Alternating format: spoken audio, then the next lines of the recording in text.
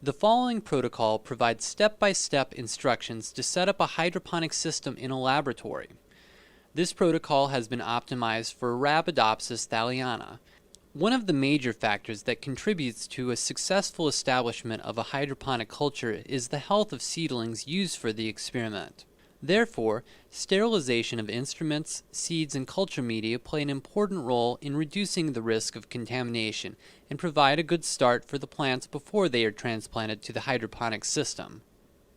In this step, the chlorine gas released from the reaction between bleach and hydrochloric acid sterilizes the surface of the seeds. Before transferring seeds into a 1.5 milliliter centrifuge tube, use a pencil to label the tube and identify the seeds.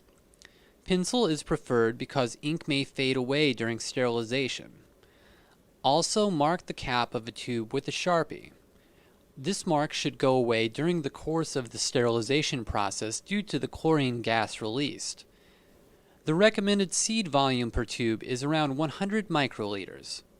Place the labeled tube, cap open, into the desiccator or vacuum chamber.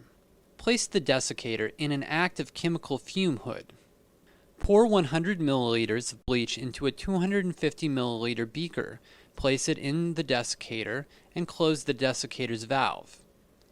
Quickly add 3 milliliters of 12% hydrochloric acid to the bleach using a burette. Close the lid immediately. Allow the sterilization to proceed for 4 hours. Here is the desiccator in an active laminar flow hood after 4 hours of sterilization and the bleach was removed. The red mark fade away indicates sufficient amount of chlorine gas has been generated. Open the lid of the desiccator widely and aerate the